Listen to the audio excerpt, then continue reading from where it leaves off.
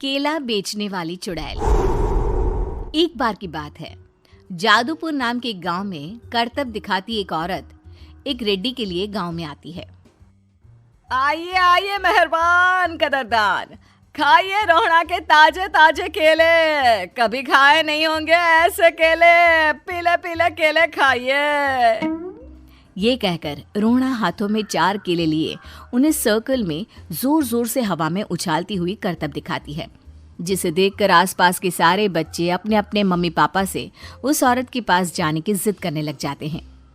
पापा, ऐसा तो सर्कस में बॉल से होता है ना, ये आंटी तो केले से कर रही है। चलिए ना पापा, देखते हैं। रोहड़ा एक पतली सी तार पर चलती हुई केलों से करतब दिखाती है। आते जाते सभी लोग बाहर रुककर उसके करतब देखते हैं और वाह वाही करते नहीं थकते। जैसे ही एक आदमी पास आकर उसे पैसे देने लग जाता है, तब वो कहती है, अरे नहीं नहीं साहब, मैं करतब तो बच्चों के मन को बहलाने के लिए करती हूँ। धंधा तो मेरा केले का है। पीछे देखो मेरी रिड्डी, जो भी मेरे केले खाएगा मेरी तरह चुस्त दुरुस्त और तंदुरुस्त हो जाएगा। पता चलता है क्या कि मेरी उम्र 55 की है।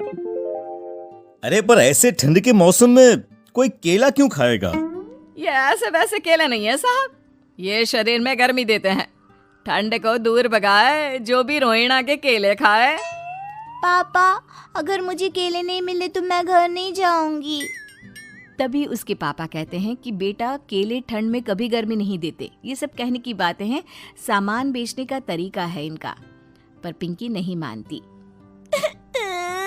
मैं केले खाऊंगी। पिंकी की जिद के आगे नत्थू हार जाता है और उसे केले खरीद कर दे देता है। पिंकी खुश होकर केले घर ले आकर खाती है। अब मैं भी करतब करूंगी, कितना मजा आएगा। जादुई केले। पिंकी पहला केला खत्म भी नहीं करती कि वो बेहोश हो जाती है।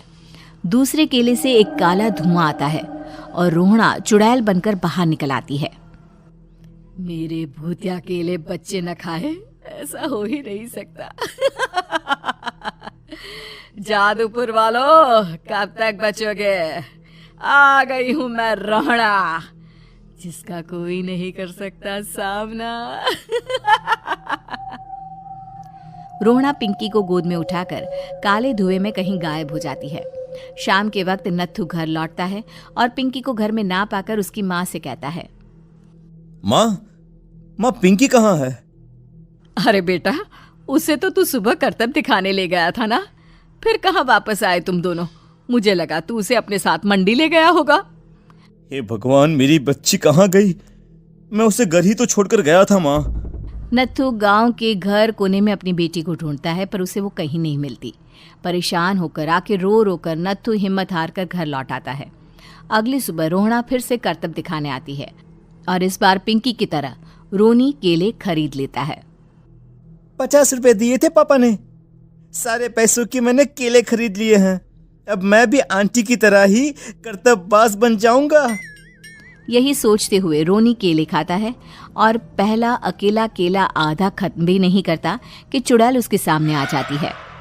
मेरे साथ चलने का समय आ गया है रोनी। ये तो बस शुरुआत है। अब इस गांव के सारे बच्चे धीरे धीरे मेरे कब्जे में होंगे, एक बच्चा भी नहीं बचेगा। ये कहकर रोनी को गोद में लेकर काले धुएं में अदृश्य हो जाती है। इसके बाद हर रोज गांव में से कोई ना कोई बच्चा गायब होता, पर ऐसा क्यों हो रहा है किसी को भी समझ में नहीं आ पा रहा था। रोज की तरह अपनी बेटी पिंकी की तलाश में नत्थू गांव के एक तालाब के पास बैठा रो रहा था। कहाँ गई मेरी पिंकी? शकुंतला के जाने के बाद एक वही तो मेरा सहारा थी।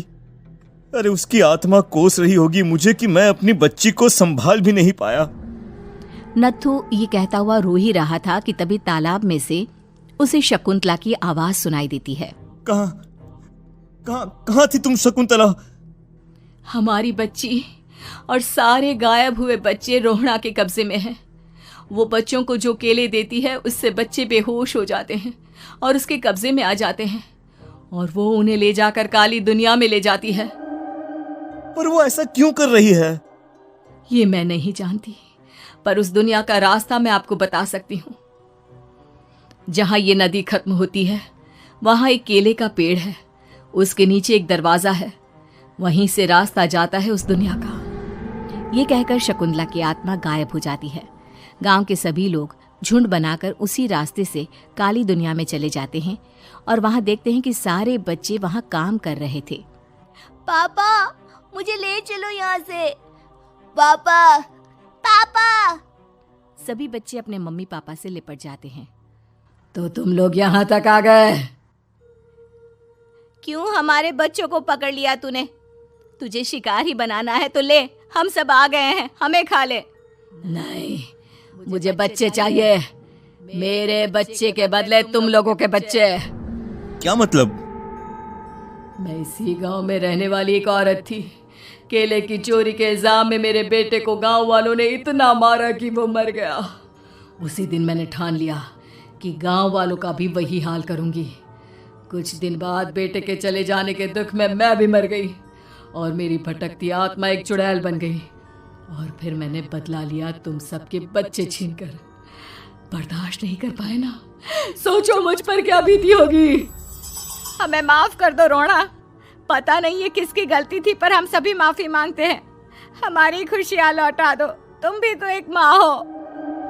गांव वालों की बात सुनकर रोना का मन पिघल जाता है और वो बच्चों को छोड़ देती है। उसके बाद काली दुनिया बच्चों के लिए जादुई दुनिया बन जाती है। अब कोई भी कभी भी वहां आ जा सकता था।